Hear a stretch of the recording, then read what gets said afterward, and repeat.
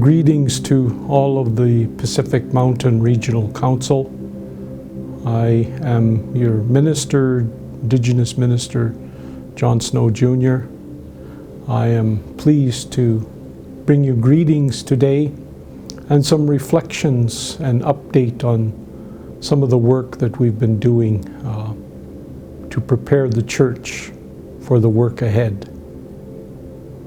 This last Friday, September 10th, Tony, my brother, who is the Indigenous lead for Hillhurst, and myself went to the Canadian Bible Society 100-year anniversary. It was very emotional and moving time for us to attend the 100 years of the Canadian Bible Society and their translation.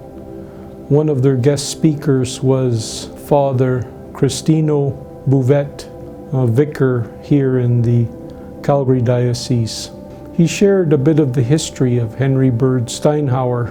Henry Bird was very pivotal in setting up the first churches in Alberta and was critical to bringing the Bible into Indigenous communities. Those four still exist today. They are Goodfish Saddle Lake and Hobima Musqueam, otherwise known as Samson United and Morley United. Those four churches are over 140 years old, and it is with great respect that we mention all of those and the words of Henry Bird, who, when he brought the Bible, he said, "Here is a guide, use it as you will." And that resonated with so many of our people.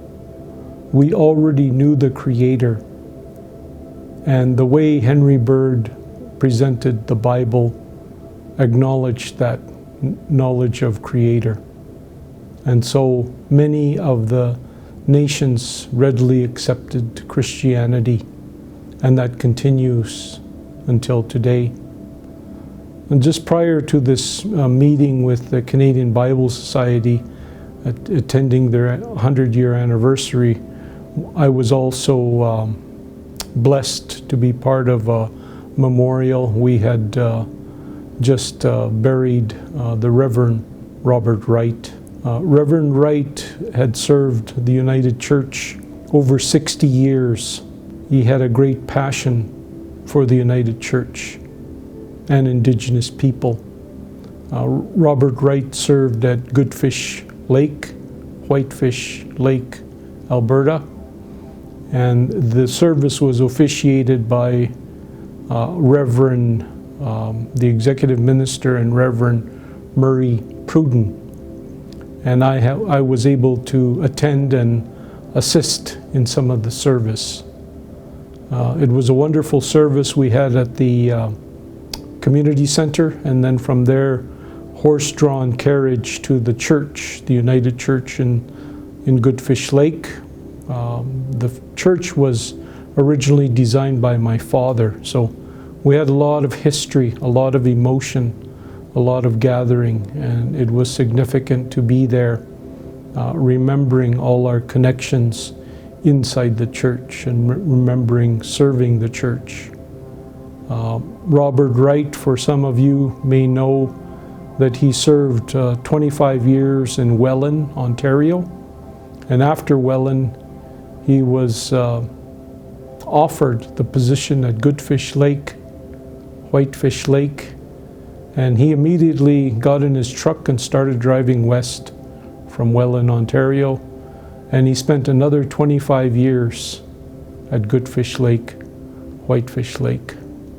And so he's over 60 years inside the United Church, and it was my privilege to attend the memorial that was officiated by Reverend Murray Pruden. So with that, I just wanted to give you a short update on what I had been doing in the last few months.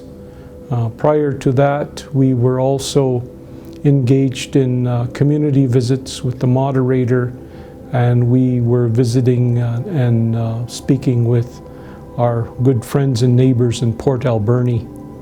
And so we have much work to do as a church. to follow up on the TRC, to follow up on the United Nations Declaration, to follow up on the United Church calls to the church. So we will be bringing forth a number of videos this fall.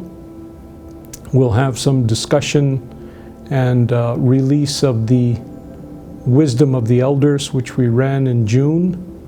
We'll also be highlighting some activities in the Pacific Mountain, most notably St. Andrew's Wesley and the work that they've been doing in community. So that will be part of another link that we provide for the Pacific Mountain. So as we contemplate all the work that the church is doing now and into the future, let us think about what are we called to do as individuals, as the church, as congregations, as communities of faith within the United Church. What are we called to do? And what are we prepared to do?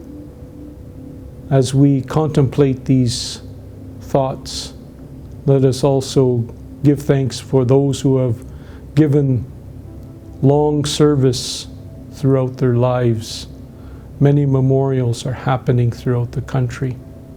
And as we reflect on the children that are being discussed and researched and prayed for at the residential schools, let us consider how we approach this topic of repatriation of the grave sites.